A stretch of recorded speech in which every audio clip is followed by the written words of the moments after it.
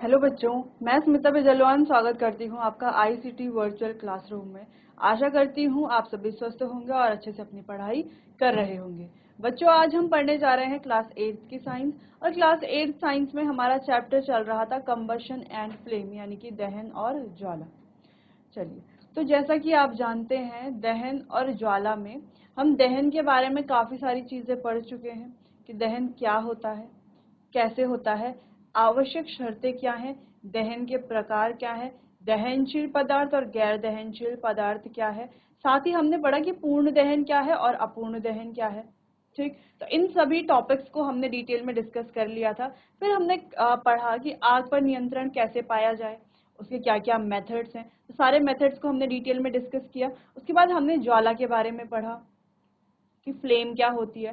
फिर मोमबत्ती से हमने पूरे फ्लेम को जो है अच्छे से समझा था कि कौन कौन से इसके कौन सा बाहरी क्षेत्र होता है, कौन सा इसका जो है सबसे अंदर वाला क्षेत्र होता है, कौन सा इसका मध्यम भाग होता है। तो इसको हमने अच्छे से डिटेल में डिस्कस कर लिया था। फिर हमने पढ़ा था कि ज्वाला क्या है।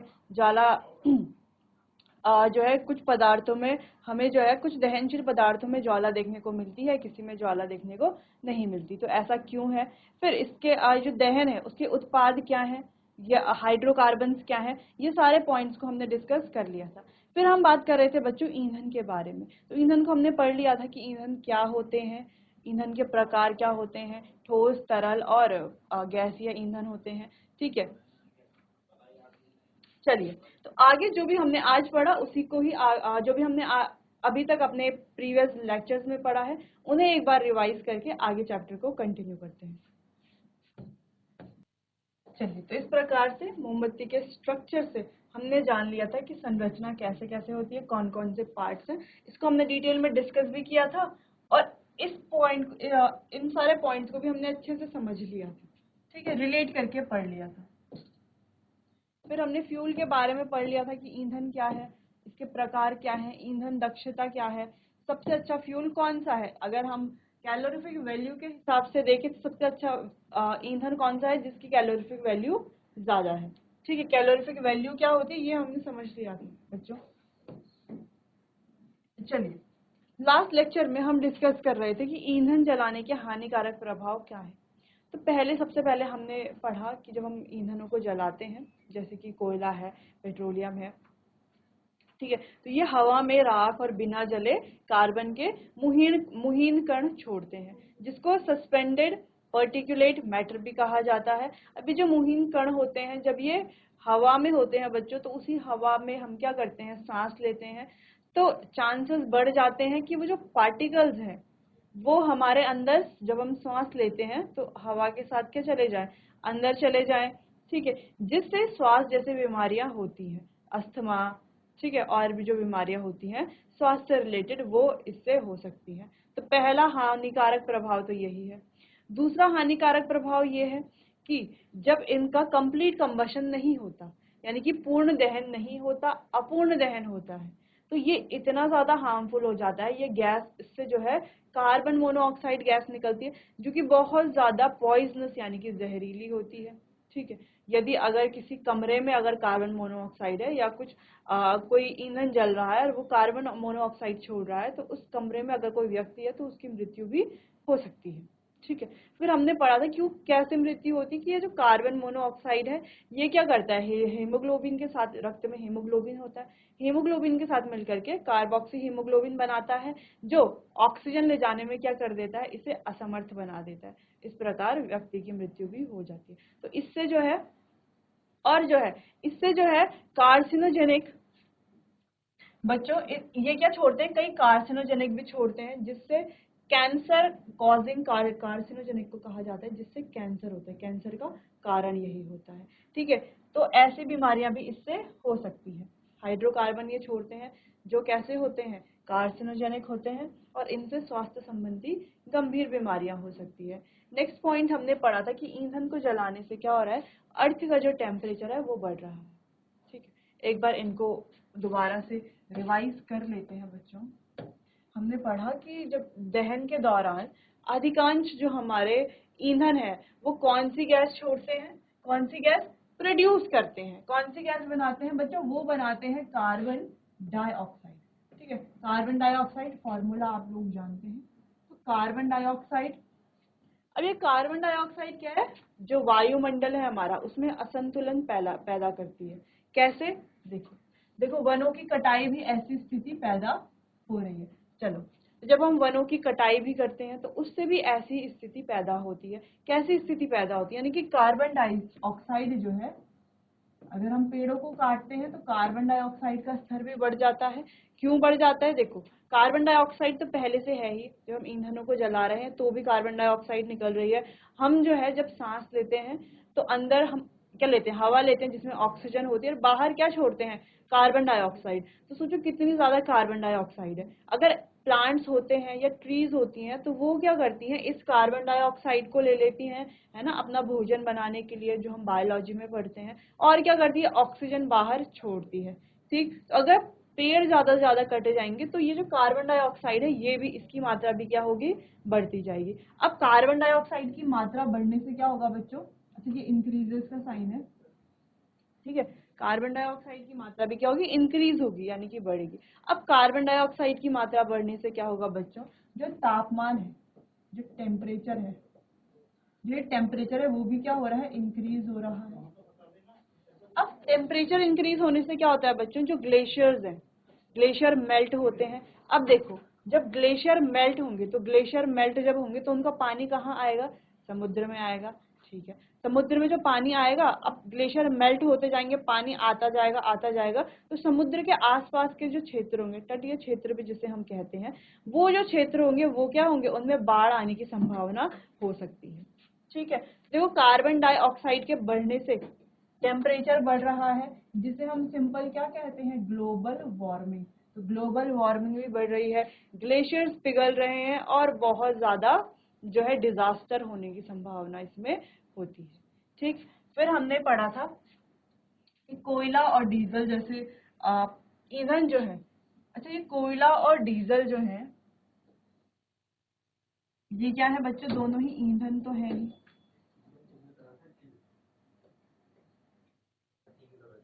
ठीक है, या हम कहते हैं ये एक प्रकार से क्या है, संसाधन भी है। ठीक है, किस प्रकार के संसाधन है, प्राकृतिक संसाधन है। ठीक है, और कैसे प्राकृतिक संसाधन है बच्चों, ये समाप्त होने वाले प्राकृतिक संसाधन, यानी कि कैसे हैं, सीमित मात्रा में उपस्थित है। अगर इनका ज्यादा उपयोग किया जाएगा तो ये क्या हो सकते हैं, समाप्त हो सकते हैं, इसीलिए ज्यादा उपयोग तो इनका नहीं करना चाहिए। चलिए, तो ये जो कोयला है, डीजल है, तो इनको जलाने से सल्फर डाइऑक्साइड गैस निकलती है। ठीक है, जो संक्षारक प्रकृति की होती है और नाक गले में वायु मार्ग में जलन पैदा करती है। कौन सी गैस, सल्फर डाइऑक्साइड गैस। ठीक है, इससे सांस लेने में तकलीफ, घबराहट और छाती के आसपास जकड़न की भावना भी होती है। तो इस प्रकार से देख सकते हैं आप कितनी स्वास्थ्य संबंधी प्रॉब्लम, शिकायतें इससे हो रही है। अगला है, जैसे पेट्रोल है, इंजन है, तो पेट्रोल इंजन जो है नाइट्रोजन के गैसीय ऑक्साइड छोड़ते हैं। ये सल्फर के डाइऑक्साइड और ये नाइट्रोजन के गैसीय ऑक्साइड छोड़ते हैं। अब ये सल्फर और नाइट्रोजन ऑक्साइड बारिश के पानी में घुल जाते हैं, और बारिश के पानी में घुल करके क्या बनाते हैं, एसिड बच्चों बनाते हैं, यानी कि हम क्या कहें, क्या बनाते हैं, अम्ल बनाते हैं। कौन, ये सल्फर और नाइट्रोजन के ऑक्साइड बारिश में जब घुलते हैं, बारिश के साथ, बारिश के पानी के साथ, तो क्या बनाते हैं, अम्ल बनाते हैं। तो सिंपल इसे हम अम्लीय वर्षा, या हम कहते हैं बच्चों एसिड रेन।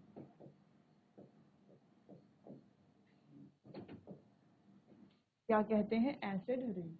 अब ये जो एसिड रेन है, इससे हमारा क्या नुकसान है, अभी देखो ग्लोबल वार्मिंग से नुकसान हम समझ गए कि टेम्परेचर बढ़ रहा है, ग्लेशियर पिघल रहे हैं, तो जो हमारे समुद्र के पास वाले जो क्षेत्र होते हैं, ठीक है, वो जो क्षेत्र होते हैं उनमें क्या होती है, बाढ़ की संभावना बढ़ जाती है। ठीक है, तो एसिड रेन से क्या हो रहा है, एसिड रेन तो सही तो है, रेन हो रही है यानी कि बारिश हो रही है, वर्षा हो रही है, लेकिन ये जो वर्षा है बच्चों, इसमें क्या है, अम्ल घुला हुआ है, यानी कि एसिड घुला हुआ है। अब ये जो बारिश का पानी है, ये कहाँ कहाँ जाता है, ये जो बारिश का पानी होता है, ये देखो ये इमारतों के ऊपर गिरता है तो इमारतों को खराब करता है। ठीक, वहीं अगर ये हमारी फसलों के ऊपर गिरेगा तो फसलों को खराब करेगा, मिट्टी के ऊपर गिरेगा तो मिट्टी को अम्लीय बना देगा, तो फसल पैदा कैसे होगी। ठीक है, वहीं यही पानी समुद्र जो हमारी नदियां हैं, झील है, उन पे भी गिरता है तो उस पानी को भी अम्लीय बना देता है। जो वहां पे रहने वाले जो प्लांट्स हैं, ऑर्गेनिज्म हैं, उनके लिए क्या हो जाता है, हानिकारक होता है। ठीक, तो एसिड रेन के बहुत ज्यादा नुकसान है जो कि हमने देख लिए थे। चलिए, तो ये जो पॉइंट अभी हमने पढ़े वही सारे पॉइंट यहाँ पर लिखे हुए हैं। एक बार हमें इसे रीड करना है, लास्ट लेक्चर में हमने इसे रीड किया था। ठीक है, अब इसे थोड़ा डिटेल में रीड करते हैं बच्चों। तो सबसे पहला है ग्लोबल वार्मिंग। तो ग्लोबल वार्मिंग क्यों हो रही है, जब वायुमंडल का तापमान बढ़ता है, टेम्परेचर देखो बढ़ता तापमान। ठीक है, इंपॉर्टेंट पॉइंट्स को सिर्फ हाईलाइट करेंगे जिससे आपको लर्न करने में आसानी होगी। ठीक है, जिसके कारण ग्लेशियर पिघल रहे हैं, जिसमें समुद्र का स्तर बढ़ रहा है और जो तटीय क्षेत्र है उनमें बाढ़ आ रही है या बाढ़ की आशंका होती है। यह वायुमंडल में कार्बन डाइऑक्साइड के बढ़े हुए स्तर के कारण है। किसके कारण है, ये जो कार्बन डाइऑक्साइड है इसके बढ़े हुए स्तर के कारण है। क्योंकि ये जो कार्बन डाइऑक्साइड है ये पृथ्वी द्वारा उत्सर्जित अवरक्त विकिरण को अवशोषित करता है और इसे वायुमंडल में वापस भेज देता है और इसका तापमान बढ़ जाता है। ठीक है, बढ़ा देता है, तो इस प्रकार से तापमान बढ़ जाता है। इसे बच्चों ग्रीन हाउस इफेक्ट या ग्रीन हाउस प्रभाव भी के रूप में भी जाना जाता है, या इसे हम ग्रीन हाउस इफेक्ट भी कहते हैं। तो आप ये पूरी डेफिनेशन लिख करके ग्रीन हाउस इफेक्ट के अंडर भी इसे लिख सकते हैं। अगला हमने बात की थी एसिड रेन, मतलब एसिड की बारिश, अम्ल की बारिश। तो बच्चों फसलों, मिट्टी, जानवरों और इमारतों के लिए बहुत हानिकारक है। ठीक, अगला ये एसिड तब बनते हैं, कब बनते हैं ये तो हमने पीछे डिस्कस कर लिया था, देख लेते हैं। सल्फर और नाइट्रोजन के ऑक्साइड बारिश के पानी में घुल जाते हैं। तो एसिड रेन उच्च ऊंचाई पर उगने वाले जो पेड़ हैं उनको क्या करता है, नुकसान पहुंचाता है। ठीक है, झील या नदी के पानी को भी, ऊंचाई पर जो पेड़ हैं उनको भी, झील या नदी के पानी को भी अम्लीय बनाता है और जंगल की मिट्टी को नुकसान पहुंचाता है। जंगल की मिट्टी को भी नुकसान पहुंचाता है, उसे अम्लीय बना देगा, है ना। अगला, अपूरणीय इमारतें, मूर्तियां जो किसी देश की सांस्कृतिक विरासत है, जैसे हमने बात की थी अपने लास्ट लेक्चर में ताजमहल के बारे में, विरासत का हिस्सा है, एसिड रेन के कारण नष्ट हो सकते हैं। ठीक है, तो जैसे जो हमारा ताजमहल है तो उसके आसपास कई सारे फैक्ट्रीज हैं, तो वहां से देखो बच्चों, जो फैक्ट्रीज हैं तो वहां से काफी धुआं निकलता है, धुएं में सल्फर और नाइट्रोजन के ऑक्साइड होते हैं, बारिश के पानी के साथ मिल करके वो एसिड रेन बनाते हैं उस एरिया में, ताजमहल वाले एरिया में। तो वहां पर एसिड रेन के कारण ताजमहल का पत्थर भी धीरे धीरे खराब हो रहा है, जो कि हम डिस्कस कर चुके थे अपने प्रीवियस लेक्चर में। चलिए, इतने पॉइंट्स तो हमें समझ में आ गए थे। अब आगे डिस्कस करते हैं बच्चों, यहाँ से हम स्टार्ट करेंगे आज। तो अब यहाँ पर स्टार्ट क्या करेंगे, यहाँ पर एक क्वेश्चन पूछा गया कि अब हम लकड़ी क्यों नहीं जलाते। अब आपने देखा होगा लकड़ी जलना बहुत कम हो चुका है ना। पहले एंशिएंट टाइम्स में अगर हम कहें या कुछ समय पहले तक तो लकड़ी जलाना बहुत ही कॉमन था, लेकिन अब लकड़ी जलाना इतना कॉमन नहीं, आपको इतना देखने को नहीं मिलता। ऐसा क्यों, देखो, लकड़ी एक सस्ता ईंधन है और आसानी से उपलब्ध है, लेकिन इसे जलाने से बहुत अधिक धुआं निकलता है।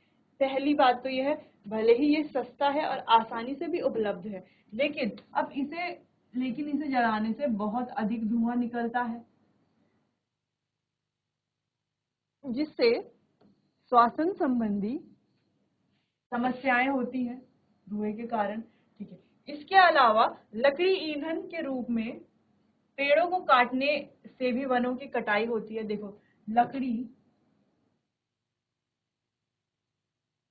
पेड़ों को काटने से भी वनों की कटाई होती है।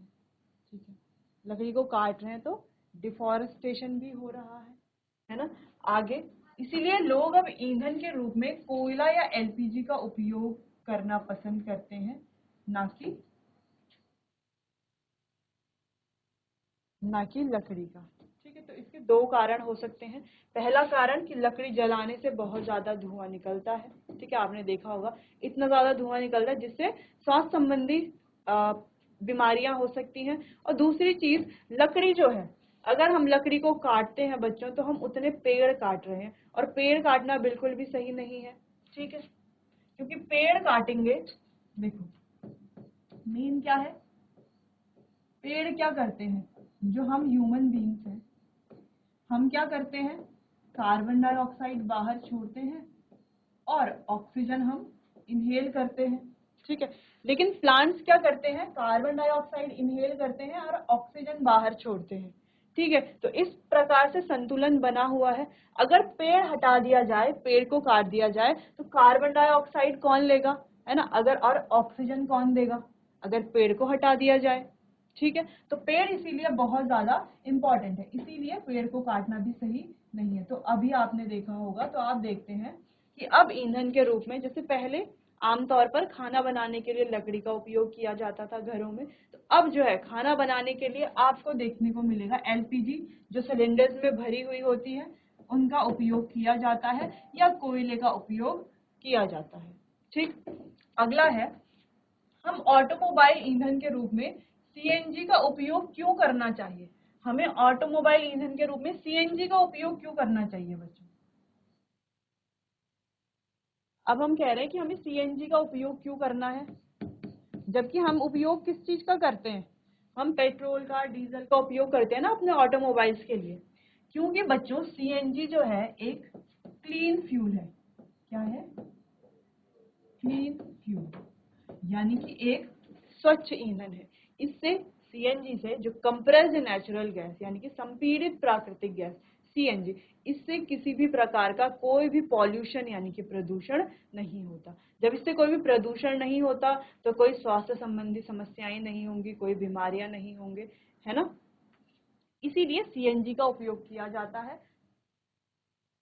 इसलिए सीएनजी का उपयोग करना चाहिए। चलिए, तो सीएनजी क्या है, एक स्वच्छ ईंधन है, यानी कि एक क्लीन फ्यूल है, और पेट्रोल और डीजल की तुलना में बहुत कम प्रदूषण करता है, ठीक है। तो पेट्रोल और डीजल से अगर कंपेयर किया जाए तो बहुत कम ये प्रदूषण करता है। इसीलिए हमें अब सीएनजी से चलने वाले वाहनों का उपयोग करना चाहिए, इसीलिए हमें सीएनजी से चलने वाले जो वाहन हैं उनका उपयोग करना चाहिए, ठीक है। और दूसरी चीज ये भी है कि जो पेट्रोल और डीजल है, जो पेट्रोल है और डीजल है, ये क्या है, एक प्रकार के नेचुरल रिसोर्स है, यानी कि प्राकृतिक संसाधन है। अब प्राकृतिक संसाधन है, लेकिन कैसे प्राकृतिक संसाधन है, समाप्त होने वाले प्राकृतिक संसाधन है। अब समाप्त होने वाले हैं तो यानी कि सीमित मात्रा में होंगे, तो अगर ज्यादा उपयोग करेंगे तो ये तो खत्म हो जाएंगे ना। अब हमारे पास कुछ भंडार इनके अभी हैं जो कुछ 100 वर्ष और चलेंगे, लेकिन उसके बाद क्या, उसके बाद कहाँ से आएगा पेट्रोल, कहाँ से आएगा डीजल, ठीक है। तो सीएनजी को यूज करने के दो फायदे हैं, एक तो सीएनजी क्या है, स्वच्छ ईंधन है, ठीक है। दूसरा, पेट्रोल और डीजल को भी तो हम बचा रहे हैं। भले ही जो सीएनजी है बच्चों, ये भी क्या है हमारा, ये भी हमारा नेचुरल रिसोर्स ही है, ये भी हमारा सीमित मात्रा में ही है, लेकिन पेट्रोल और डीजल का उपयोग ज्यादा करते हैं, इसीलिए हमें सीएनजी का उपयोग करना चाहिए, प्रदूषण की वजह से भी। और ज्यादातर जो ईंधन है उनका तो खैर कम से कम उपयोग करना चाहिए, ताकि हम उनको फ्यूचर के लिए यानी कि भविष्य के लिए भी बचा सके। तो ये दो क्वेश्चन है, ये दो क्वेश्चन आपको नोट कर लेने हैं। चलिए, तो ये दो क्वेश्चन आपने नोट कर लिए होंगे। अब आगे बढ़ते हैं कि ईंधन का संरक्षण कैसे करें। तो अभी तक हमने देखा हमारे पास अलग अलग ईंधन थे। ईंधन कौन कौन से, जैसे लकड़ी, कोयला, एलपीजी,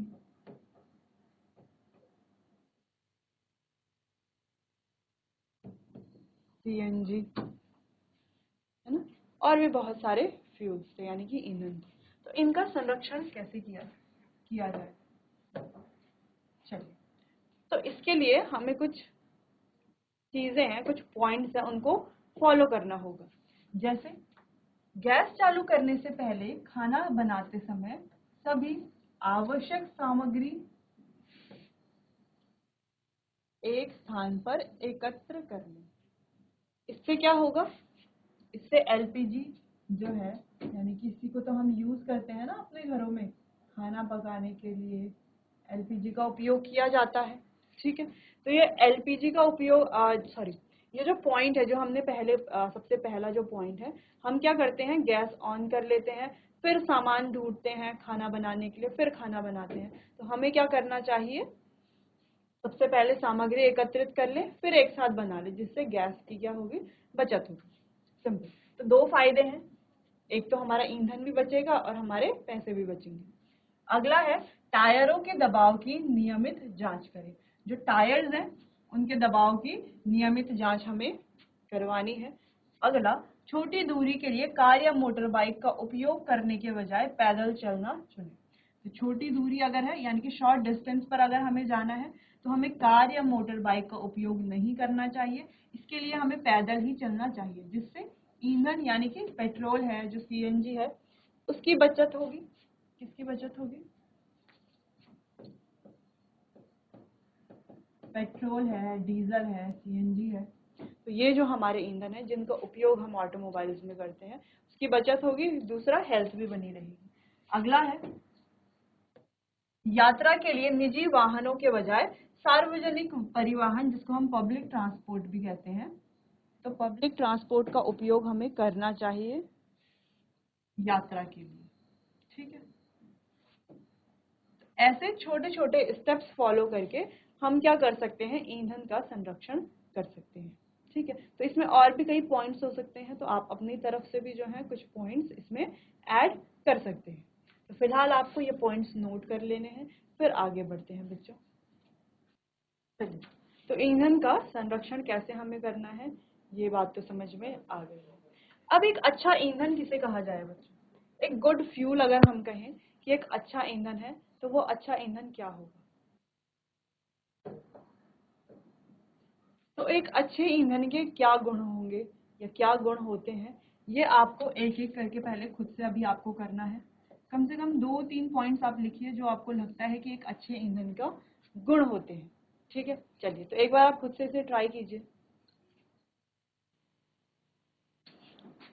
चलिए, तो जो हम चैप्टर पढ़ रहे थे, जो हम ईंधन के बारे में पढ़ रहे थे, तो हमने वहाँ पर ईंधन के जो एक गुड फ्यूल है, यानी ये एक अच्छा ईंधन है, उसके कुछ पॉइंट्स हमने डिस्कस किए थे। तो एक अच्छा फ्यूल या अच्छा ईंधन कौन सा होता है, जो क्या होता है, आसानी से उपलब्ध,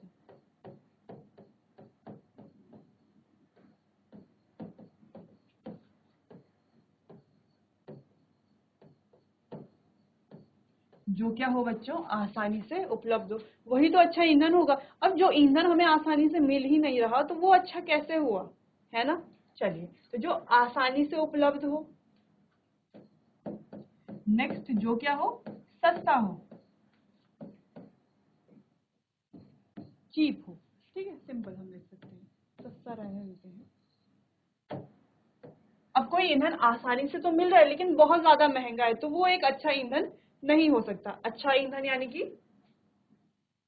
आसानी से उपलब्ध हो और सस्ता हो, इजी टू यूज हो, इजी टू यूज, जिसे हम आसानी से उपयोग कर सके। ठीक है, आसानी से जिसका उपयोग किया जा सके। नेक्स्ट अगर हम बात करें, जो क्या हो बच्चों, इजी टू ट्रांसपोर्ट हो।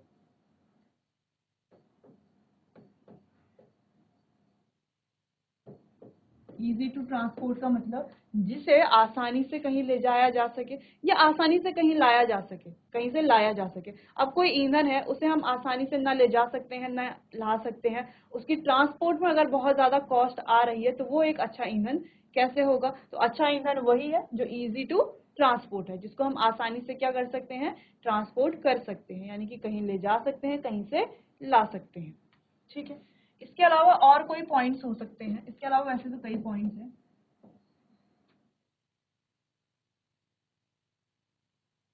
जो क्या करता हो, प्रदूषण ना फैलाता हो, जो कम प्रदूषण करता हो, है ना। Do not cause pollution,